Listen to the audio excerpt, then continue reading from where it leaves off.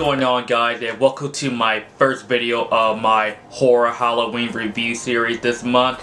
I am so excited that I'm restarting this as I haven't done it in a while, and I love doing these in the past on my channel, discuss about horror movies that I love and some that I don't love at all. And some of these movies may not be horror movies. Some of these movies may be dark comedies, or some of these movies may have Halloween elements or horror elements like the movie that I'm going to be talking about today. So without further ado, to start off and kick off this first video of my horror Halloween reviews, let's get started with none other than Beetlejuice. And yes, I know Beetlejuice is not a horror movie, I know that for sure, but it is a dark comedy, and it is one of those movies where you have to watch around Halloween time, because this movie, just even though it doesn't take place on Halloween, but this movie has that atmosphere, that weird, dark, crazy, insane, gothic tone that is all over this movie that Tim Burton became famous for his visual style and his artistic direction in his filmography. This is the type of movie where if you don't watch this on Halloween, or if this is not part of your Halloween marathon, then what are you doing with your life? So there's no need to say the plot of this movie because everybody knows Beetlejuice. I mean, everybody knows what this movie's about, and we all know that this movie is a cult classic in pop culture. This movie is infamous, especially with the whole, if you say his name 3 times, he'll appear. And this is a very funny movie. Yes, it's very gross. Yes, it's very insane. Yes, it's very over the top and it's out there. But this is actually one of the funniest movies I've ever seen. I mean, I see this movie about 167 times, and it keeps getting funnier every single time I see it! And it never gets old. And that has a lot to do with Michael Keaton as the titular character Beetlejuice. Talk about actors who are born to play certain roles like Daniel Craig as Bond, Hugh Jackman as Wolverine, Robert Downey Jr. as Iron Man. Michael Keaton has to be up there with those guys, because literally, this is his role.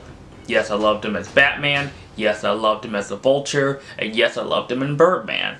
He put his 100% energy into this role. He actually, as a matter of fact, he took it from 1 all the way up to 1,000, because man, this guy is very charismatic. He's very funny, very provocative, very dark, very vulgar, to the point even I don't think of anybody else who could have played this role.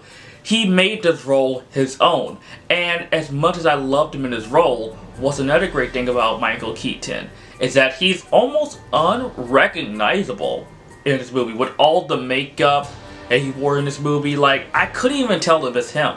Not even for like the facial expressions or like the eyes or the eyebrows. None of that made me think, oh, is that Michael Keaton?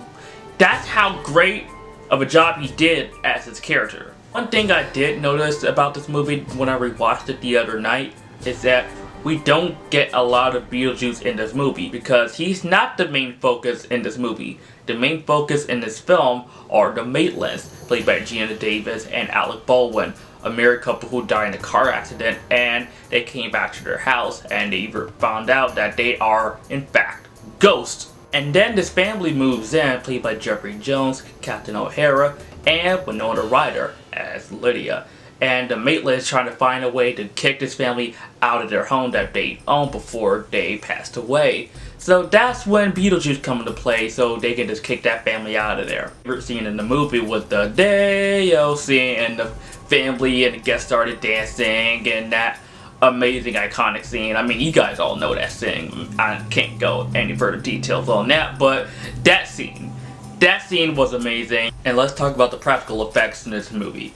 Oh my god, talk about hold up after 32 years. Especially with the afterlife characters in this movie, like Juno, the lady that's supposed to help out the Maitlands, and who was a smoker, and her throat is cut, and every time she smokes a cigarette, like smoke comes out, and that, wow, just wow. And the shrinking head guy, which is the blue lady with the leg chopped off, and the hanger guy, and so many other weird characters in this movie. It's just that, wow, this guy, Tim Burton, was really creative. And as a matter of fact, nearly a year ago, I visited a Beetlejuice themed restaurant here in DC, where the atmosphere was just like the movie, or I get to see that big giant worm that was in the movie. And yeah, definitely see how this movie has a big impact on pop culture. What's really cool about all the crazy stuff in this movie, like Tim Burton's style in this film, that this movie, especially during the time this movie came out, was so unique and so different and so very out there compared to all the movies that came out in the 80s. This movie on paper could have failed. Like, especially for how crazy and absurd and just dark and weird this movie is. Something like this could not have succeeded. We got so many movies like Beetlejuice and so many movies and Tim Burton's filmography that, in all honesty, I'm gonna say this right now, I still think this is Tim Burton's best film.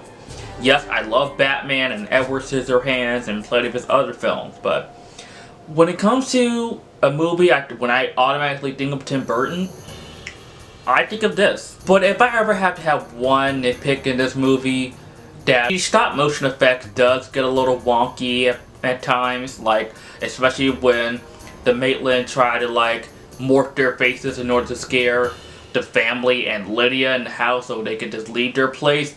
The stop motion effects on that does seem a little dated, I'll admit. It's just a fun dark comedy with just crazy out there like visual styles, and that eventually what Tim Burton became famous for, and with great production design and just great casting by Michael Keaton and a great score by Danny Elfman as well. Like, the score of this movie is top tier. I'm gonna give Beetlejuice an A.